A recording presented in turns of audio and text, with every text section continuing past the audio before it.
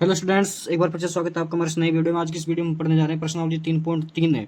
उसका जो हमारा क्वेश्चन नंबर 2 है, जो हमारे लैंग्वेज वाले क्वेश्चन है, उसमें हमें 5 या 6 क्वेश्चन दे रखे हैं। तो उन क्वेश्चन को हम पूरा इस वीडियो में आज सोल्व करेंगे और फुल एक्सरसाइज आपके साथ इस प्रकार कंप्लीट हो जाएगी। जो हमारा पहला क्वेश्चन था उसको हमने पहले वाले वीडियो में कंप्लीट कर लिया है। उसका लिंक मैं आपको डिस्क्रिप्शन में दे दूंगा, आप उसे जाकर भी चेक कर ले, उसे भी देख ले, जिससे आपके कॉन्सेप्ट बिल्कुल क्लियर हो जाएंगे। बिल्कुल वीडियो को मैंने बहुत ही अच्छे तरीके से समझा दी। वो जो हमारे लैंग्वेज वाले क्वेश्चन है, उन क्वेश्चन में क्या है कि हमें जो हमें लैंग्वेज दे रखी है उससे हमें पहले समीकरण बनाने पड़ेंगे, फिर समीकरण को बिल्कुल विधि से सोल्व करना पड़ेगा और फिर इस प्रकार हमें क्वेश्चन के आंसर निकालने पड़ेंगे। तो हमारा जो पहला प्रश्न है, उस पहले प्रश्न को हम लिखते हैं और उसको सोल्व करते हैं। ठीक है, तो देखिए स्टूडेंट्स, जो हमारा पहला क्वेश्चन हमें कुछ इस प्रकार दिया गया है कि देखो क्वेश्चन की लैंग्वेज क्या कह रही है, उस लैंग्वेज को आपको समझना पड़ेगा, उससे कैच करना पड़ेगा, तब जाके आप समीकरण बनाओगे और समीकरण बनाने के बाद उनको बिल्कुल विधि से सोल्व करना पड़ेगा। ठीक है, तो हम क्वेश्चन की लैंग्वेज पढ़ते हैं, समीकरण बनाते हैं। ठीक है, यदि हम अंश में एक जोड़ दे तथा हर में से एक घटा दे तो भिन्न एक में बदल जाती है। क्या कह रहा है कि अगर हम कोई भी जैसे भिन्न भिन्न होती है, अंश बटा हर के रूप में होती है। ठीक है, अगर हम अंश में एक जोड़ दे और हर में से एक को घटा दे तो फिर जो भिन्न है उसका टोटल मान हमारे पास एक हो जाएगा, एक में बदल जाती है। यदि हर में एक जोड़ दे, जो हमारा अंश है उसके साथ हमें कुछ भी छेड़छाड़ नहीं करनी, लेकिन हर में अगर हम एक जोड़ दे तो ये भिन्न हमारी 1/2 के बराबर हो जाती है। तो हमें वो भिन्न ज्ञात करनी है। तो भिन्न ज्ञात करने के लिए हम क्या करते हैं, पहले मान लेते हैं कि हमारा अंश क्या है और हर क्या है, उस चीज़ को हम मान लेते हैं। ठीक है, हम क्वेश्चन को सोल्व करते हैं। माना अंश बराबर x है। ठीक है, फिर हम मानते हैं हर को, तथा हर बराबर y है। ठीक है, हमने इसको मान लिया। अब जो हमारा प्रश्न क्या कह रहा है, तो प्रश्न के अनुसार हमें चलना है। तो देखिए, प्रश्नानु सार।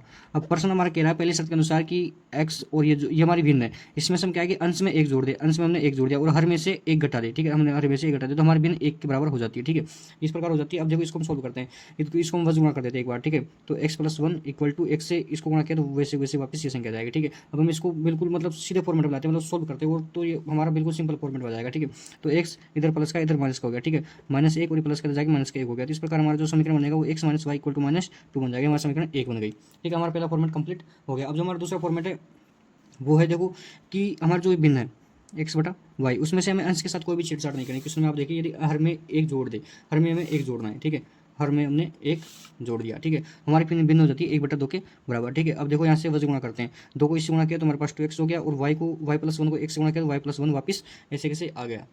ठीक है, अब इसके से आ गया तो देखो, अब इसको सिंपल फॉर्मेट में लाते हैं। 2x इधर प्लस का है, इधर आगे माइनस का हो गया, इधर 1 बच गया, हमारे समीकरण नंबर 2 हो गई। ठीक है, इस प्रकार हमारी जो समीकरण थी, हमने दोनों समीकरण बना लिया। अब इनको हम विलोपन विधि से सोल्व करते हैं। विलोपन विधि से सोल्व करने का मैंने आपको एक सिंपल सा मेथड बताया। देखो कि एक बार हम समीकरण को अगले पेज पे लिख लेते हैं। ठीक है, हमारा समीकरण एक थी x - y इक्वल टू -2, ये हमारे समीकरण एक थी, और 2x - y इक्वल टू 1 हमारे समीकरण नंबर 2 थी। ठीक है, अब इसको सिंपल फॉर्मेट में हम इसको ले आए और अब इसको हमें विलोपन विधि से सोल्व करना है। विलोपन विधि से सोल्व करने के लिए हमको मैंने आपको सिंपल फॉर्मेट बताया था कि हमें x या y दोनों में से किसी भी चर के जो गुणांक है उनको समान बनाने होंगे। ठीक है, तो हमें ऑलरेडी समान दिए हुए हैं। देखो -y इधर -y। अभी एक चीज़ का विशेष कर ध्यान रखना है, जो हमारे चिन्ह है, अब चिन्ह समान है तो इसको हम घटाना पड़ेगा। ठीक है, अगर चिन्ह विपरीत आते हैं तो उनको जोड़ के हम वो आपस में कट जाते हैं, तो उनको जोड़ सकते हैं, लेकिन इसमें चिन्ह समान, अगर इनको हम जोड़ेंगे तो -2y हो जाएगा, लेकिन कटेगा नहीं। ठीक है, इसको काटने के लिए हम इसको घटाते हैं।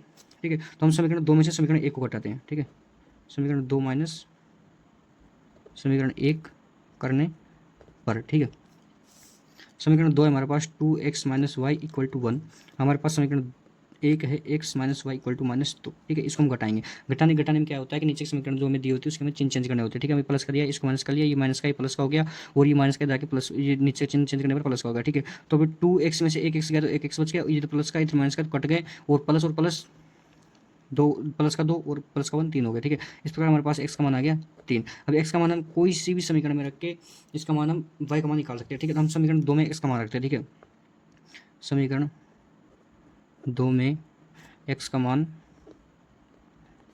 रखने पर, ठीक है, समीकरण 2 हमारे पास 2x - y इक्वल टू 1, यहाँ पे हमने x का मान हम रख दिया। ठीक है, x का मान रखने पर देखो यहाँ पे हमारे पास अच्छा आ गया -y इक्वल टू 1।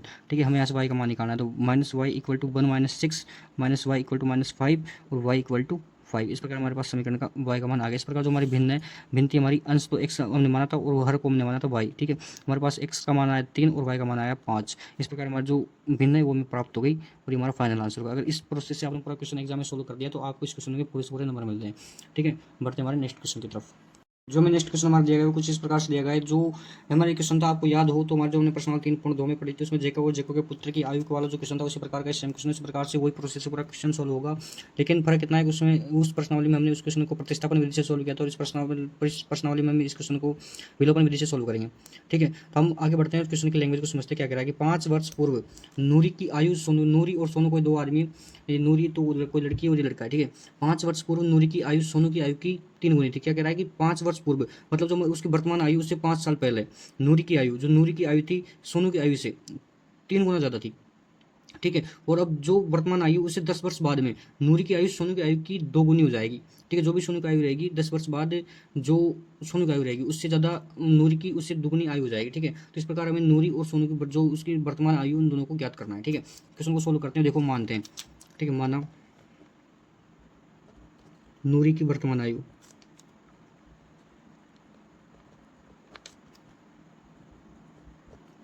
बराबर x वर्ष है। ठीक है, तथा सोनू की वर्तमान आयु y वर्ष है। ठीक है, इस प्रकार हमने इनकी आयु मान ली। अब देखो, अब क्वेश्चन की लैंग्वेज को समझना है और जो प्रश्न कह रहा है उसके अनुसार हमें कार्य करना है। ठीक है, प्रश्नानुसार ये क्वेश्चन में आपको जो बता रहा हूँ वो बिल्कुल सिंपल फॉर्मेट के क्वेश्चन है। अगर आप इन क्वेश्चन को इसी से एग्जाम में कर देते हैं तो आपको इस क्वेश्चन के पूरे में से पूरे नंबर मिल जाएंगे। इसके बाद की आपको बिल्कुल चिंता नहीं करनी है। ठीक है, अब देखो प्रश्नानुसार क्या कह रहा है कि 5 वर्ष पूर्व, अब 5 वर्ष जो नूरी की वर्तमान आयु वो x है। अब इसमें से 5 वर्ष पूर्व मतलब 5 माइनस होंगे। ठीक है, नूरी की आयु सोनू का, अब जो सोनू की आयु थी उसमें से 5 वर्ष माइनस होंगे। ठीक है, अब दोनों बराबर है ये, लेकिन इस बात का ध्यान रखना है यहाँ पे देखो कि सोनू की आयु, नूरी की आयु सोनू की आयु से 3 गुना ज़्यादा थी। तो 5 वर्ष पहले 3 गुना ज़्यादा थी, लेकिन ये 3 गुना कम है। तो अभी दोनों को बराबर हमें रख दिया, तो इनको बराबर करने के लिए हम 3 का लगाना पड़ेगा। 3 जो जैसे जो इधर की साइड मतलब जो छोटा रहेगा उसकी तरफ हमें 3 लगाने होता है। ठीक है, तो हमने इधर 3 लगा लिया। अब इसको हम सिंपल फॉर्मेट में ले आते हैं। ठीक है, सिंपल फॉर्मेट लाने के लिए इसको सोल्व करते हैं। x माइनस 5 इक्वल टू 3 को इससे गुणा करें तो 3y माइनस 15 हो गया। ठीक है, x माइनस 3y इधर माइनस 15 और प्लस का 5 हो गया। ठीक है, x minus 3y equal to इधर माइनस का 10 बच गया। इस प्रकार हमारे पास समीकरण 1 आ गया।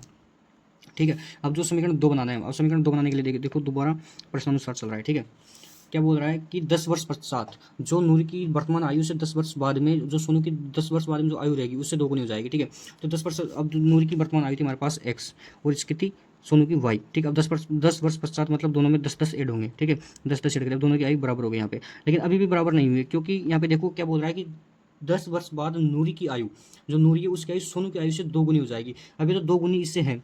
ठीक है, 10 वर्ष बाद सोनू की आयु से नूरी की आयु 2 गुनी है। ठीक है, अब हमें अब बराबर करना है। इनको बराबर करने के लिए क्या है, 2 लगाना पड़ेगा, दुगुनी करना पड़ेगा। तो बराबर किधर लगाएंगे, यहाँ पे लगाएंगे तो 4 गुना हो जाएगी, इससे बराबर नहीं होगा। लेकिन इसको अगर हम यहाँ पे लगाते हैं तो 2 गुनी आयु इससे थी और 2 गुनी आयु इसके पहले थी, तो इस प्रकार दोनों को समीकरण बराबर हो जाएंगे। तो अब इसको सोल्व करते हैं, सिंपल फॉर्मेट पे ले आते हैं। x plus 10 equal to 2y plus 20, x minus 2y equal to 20 minus 10। ठीक है, x minus 2y equal to 10।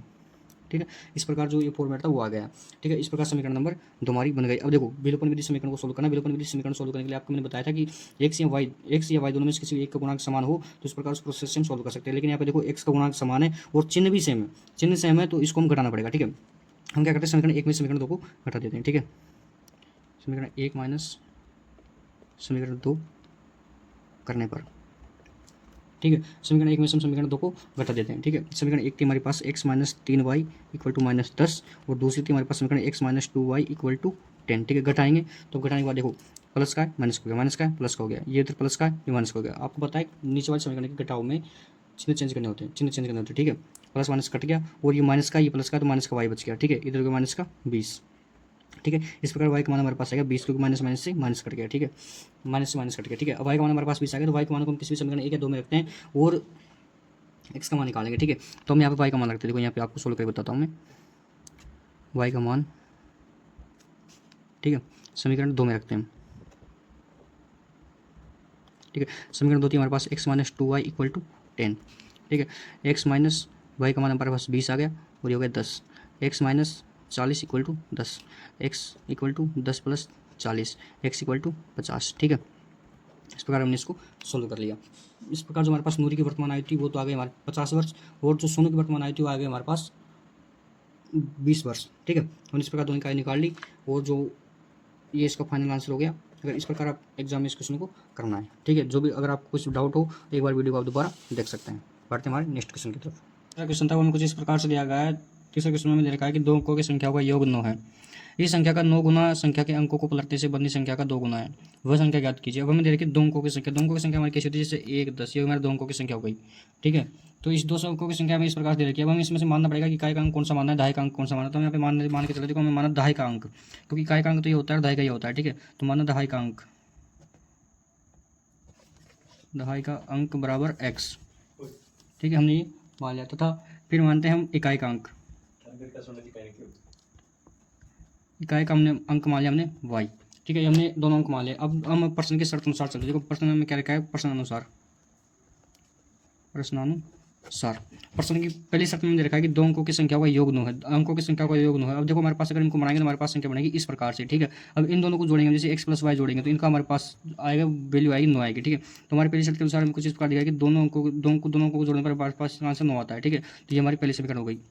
अब हम बढ़ते हैं हमारे नेक्स्ट के शर्त के अनुसार। ठीक है, नेक्स्ट शर्त हमारे क्या कह रहा है कि इस संख्या का 9 गुना, मतलब जो हमें x और y दे रखा है इसका 9 गुना अंकों को पलटने। अब अंकों को पलटने पर हमारे पास ये संख्या बनेगी। ठीक है, बनी संख्या का 2 गुना है।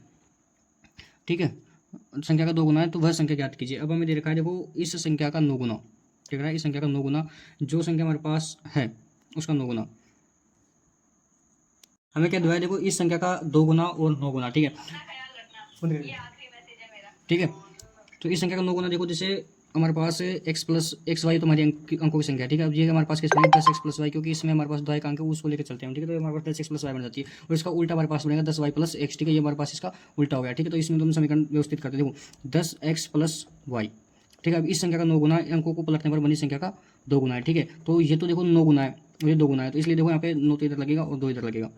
ठीक है, इस समीकरण को हम सिंपल रूप में लेकर आते हैं। ठीक है, हमने गुणा किया 90x + 9y = 20y + 2x। ठीक है, अब हमने इसको और भी सिंपल तरीके से लिया, तो आगे हम इसकी कैलकुलेशन करते हैं। ठीक है, 90x - 2x = 20y - 9y। ठीक है, यहाँ पे बचा हमारे पास 88x, इधर बचा हमारे पास 11y। ठीक है, यहाँ पे देखो 88x - 11y = 0। समीकरण नंबर 2 बन गया। अभी जो हमारे पास समीकरण 1 और 2 है इसको हमें विलोपन विधि से सोल्व करना है। अब विलोपन विधि से सोल्व करने के लिए क्या करते हैं, देखो मैंने बोला था कि आपको x से y के चर को, x से y के गुणांक को समान बनाना होता है। ठीक है, तो हम इसमें x के गुणांक को समान बनाते हैं, तो ऊपर वाली संख्या को हम किससे करते हैं, 88 से गुणा करते हैं ऊपर वाली संख्या को। ठीक है, या फिर इसको y का समीकरण बनाने के लिए हम इसको 11 से गुणा कर देते हैं। ठीक है, 11 से गुणा करने पर वापस सिंपल समीकरण बन जाएगी, तो उससे हमें कैलकुलेशन ज़्यादा नहीं करनी पड़ेगी। ठीक है, समीकरण 1 को हम 11 से गुणा करते हैं। समीकरण 1 को 11 से गुणा करने पर, ठीक है, समीकरण 1 थी हमारे पास x + y = 9, इसको हमने 11 से गुणा किया।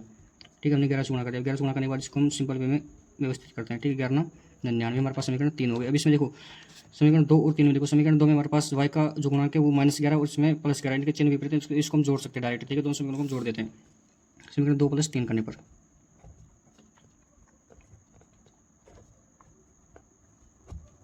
ठीक है, समीकरण 2 और समीकरण 3 हम करते हैं। ठीक है, दोनों को जोड़ते हैं। ठीक है, समीकरण 2 को ऊपर लिख लेते हैं 88x - 11y = 0, और जो समीकरण 3 थी वो हमारी 11x + 11y = 90। ठीक है, अब इनको जोड़ते हैं। अब जोड़ने पर हमें चिन्ह चेंज नहीं करने पड़ते। ठीक है, प्लस माइनस का जो आपस में कट गया और ये हमारे पास 99x हो गया और इधर हो गया 99। ठीक है, अब x = 99/99।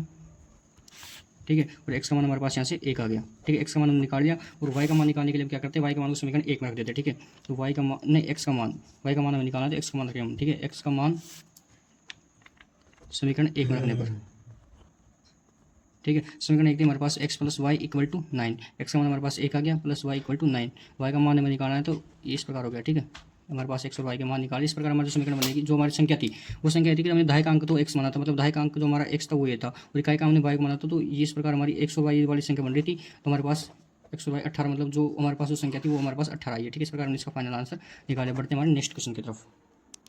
जो हमारा नेक्स्ट क्वेश्चन में दिया गया है वो हमारा नेक्स्ट क्वेश्चन इस प्रकार में देखा है, क्योंकि कोई मीना नाम की लड़की है, वो बैंक से 2000 रुपये निकालवाने जाती है। ठीक है, बैंक गई, उसने खचाजी से 50 रुपये तथा 100 रुपये के नोट देने के लिए कहा। ठीक है, मीना ने कुल 25 नोट प्राप्त किए, मतलब मीना ने जो भी नोट लिए थे उनमें से टोटल उसके पास 25 नोट आए। ठीक है, अब उसमें से मीना ने कुल 25 नोट तो प्राप्त कर लिए जो 50 और 100 के थे। अब हमें ज्ञात करना है कि 50 के कितने मिले और 100 के नोटों से कितने मिले। ठीक है, तो इस प्रकार देखो, जो माना 50 रुपये के नोटों की संख्या हमने x मान ली। ठीक है, और जो 100 रुपये का नोट था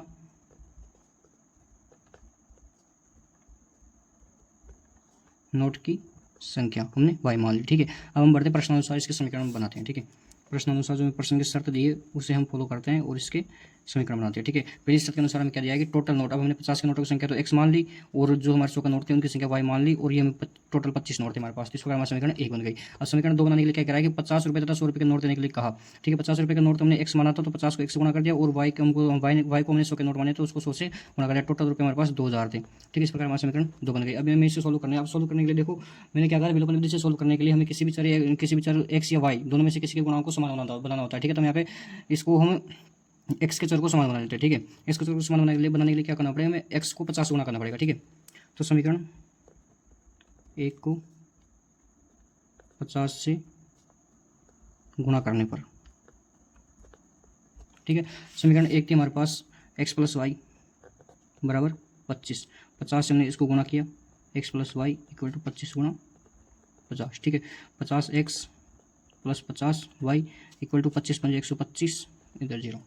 ठीक है, इस प्रकार हमने इसको गुणा कर लिया। इस प्रकार हमारे पास जो हमारे समीकरण बनी, समीकरण 3 बन गई। अब हमें क्या करना है, समीकरण 2 और समीकरण 3 को आपस में घटा देना है। ठीक है, क्योंकि इनके चिन्ह से हमें अब हम घटाएंगे तो इनके चिन्ह विपरीत होकर कट जाएंगे। ठीक है, तो समीकरण 3 नहीं, समीकरण 2 माइनस समीकरण 3 करने पर, ठीक है, एक बार आप इनमें चेक कर लिया करो, जिसकी संख्या बढ़ी उसको ऊपर कर लिया करो, क्योंकि उससे फिर हम माइनस प्लस वाले चिन्ह में ज़्यादा ध्यान देने की आवश्यकता नहीं रहती है। ठीक है, समीकरण 2 को हम ऊपर लिखते हैं। समीकरण 2 हमारे पास 50x plus 100y equal to 2000।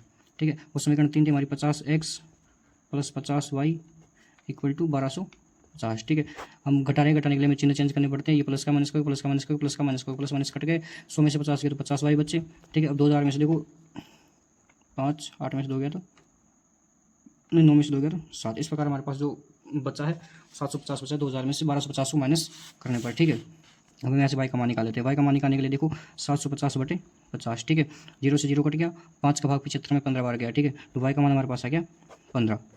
ठीक है, अब 15 y का मान आ गया। y के मान को हम कोई सी भी समीकरण में रख के x का मान निकाल सकते हैं। तो हम जैसे इनमें देखो 2 या 3 में रखेंगे तो हमें कैलकुलेशन ज़्यादा करनी पड़ेगी, जोड़ बाकी ज़्यादा करने पड़ेंगे, इसलिए y के मान को हम डायरेक्ट समीकरण 1 में रख लेते हैं। ठीक है, यहाँ पे मैं लिख देता हूँ y के मान को समीकरण 1 में रखने पर। ठीक है, इधर मैं इसका मान रख देता हूँ। समीकरण 1 थी हमारे पास x plus y equal to 25। x plus y का मान हमारे पास 15 आ गया, 25। x equal to 25 minus 15, x equal to 10 बचे। ठीक है, इस प्रकार हमने x और y का मान निकाला। अब x तो हमारे पास 50 रुपये के नोटों की संख्या। ठीक है, 50 रुपये के नोटों के पास टोटल 10 आए और 100 रुपये के नोटों की संख्या थी y, जो y का मान हमारे पास 15 है, इसलिए इसलिए 100 रुपये के नोटों के पास टोटल 15 नोट है। इस प्रकार हमने इस क्वेश्चन का फाइनल आंसर निकाल लिया। अब बढ़ते हमारे नेक्स्ट क्वेश्चन की तरफ। जो हमारा नेक्स्ट क्वेश्चन हमें कुछ दिया गया है वो इस प्रकार दिया गया है। जो ये क्वेश्चन था हमारा, तो आपको ध्यान होता आपने प्रश्नावली 3.2 में जो टैक्स वाला किराया पड़ा था कि टैक्स का नियत किराया कुछ और है, उस पर अतिरिक्त किलोमीटर का किराया कुछ और है, तो उसी प्रकार का ये क्वेश्चन है। ठीक है, तो इस क्वेश्चन को हम देखते हैं कि किराए पर पुस्तकें देने वाले किसी पुस्तकालय का प्रथम 3 दिन का, मतलब कोई पुस्तकालय उस पर अगर वो किराए पर कोई पुस्तकें देता है, उसका जो प्रथम 3 दिनों का नियत किराया, मतलब एक फिक्स किराया, तथा उसके बाद प्रत्येक अतिरिक्त दिन, जैसे अगर 3 दिन निकल गया तो चौथा दिन हो गया, 5वां दिन हो गया तो उसका अलग से किराया लगता है। ठीक है, सरिता ने 7 दिनों तक एक पुस्तक रखने के लिए 27 रुपये दिया। मतलब कोई सरिता नाम की लड़की जिसने 7 दिनों के लिए कोई पुस्तक ली, अब उसका उसने टोटल 27 रुपये अदा किए। जबकि सुशी ने एक पुस्तक 5 दिनों तक रखने के लिए 21 रुपये अदा किए। अब सुशी है तो उसने 5 दिनों के लिए कोई पुस्तक रखी तो उसने उसके 21 रुपये अदा किए। ठीक है, तथा प्रत्येक अतिरिक्त दिन का 5 दिनों तक रखने की 21 के लिए नियत किराया तथा प्रत्येक अतिरिक्त दिन का किराया ज्ञात कीजिए। ठीक है, तो अब इसमें हम मानते हैं नियत किराए को और अतिरिक्त किराए को x और y के चरम पदों में मानते हैं और फिर उनसे समीकरण बनाते हैं और समीकरणों को विलोपन विधि से सोल्व करते हैं। देखिए, किराए पर पुस्तकें देने वाले किसी पुस्तकालय प्रथम 3 दिनों का नियत किराया। ठीक है, हम नियत किराए को एक बार x मान लेते हैं। ठीक है, माना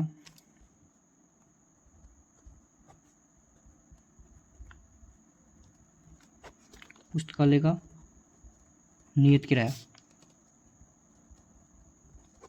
3 दिनों का x रुपये। ठीक है, तथा प्रत्येक अतिरिक्त दिन का किराया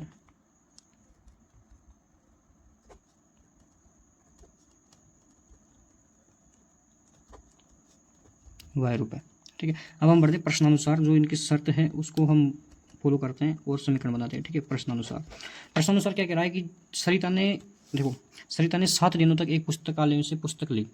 ठीक है, अब उसने 7 दिनों तक उस पुस्तक को अपने पास रखा और उसके उसने टोटल 27 रुपये अदा किए। तो देखो, प्रथम 3 दिनों का किराया। अब 3 दिनों का किराया तो हमारे पास x दे रखा है। अब x जो है वो तो 3 दिनों का किराया हो गया। अब उसने टोटल 7 दिन रखी, तो उसमें से जो हमारे नियत 3 दिन थे वो तो हमने एक तरफ निकाल दिए, ठीक है। और फिर जो बचे 4 दिन, अब 4 दिनों के लिए देखो हमने प्रत्येक दिन का किराया y माना है, तो 4 दिन तो 4 इससे y से गुना हो जाएगा, ठीक है। तो और जो उसने टोटल रुपये दिए वो 27 रुपये दिए। इस प्रकार हमारा समीकरण 1 बन गई। अब सुशी ने क्या किया कि 5 दिनों तक पुस्तक रखी है। 5 दिनों में से उसने 3 दिनों का जो फिक्स नियत किराया वो तो दिया ही है उसने, ठीक है। जो अतिरिक्त किराया उसको हमने y माना है, तो उसको देखो जो उसने फिक्स नियत किराया 3 दिनों का दिया वो तो x है, और फिर जो अतिरिक्त दिन बचे उसको उसने 25 रुपये नहीं 21 रुपये अदा किए, ठीक है। इस प्रकार हमारा समीकरण 2 बन गए। अब देखो इसमें हमारे पास एक्स के जो गुणांक है वो समान है, तो इसको हम घटाते हैं डायरेक्ट, ठीक है, क्योंकि इसके चिन्ह समान है, इसको घटाना पड़ेगा, ठीक है। तो समीकरण 1 माइनस समीकरण 2 करने पर,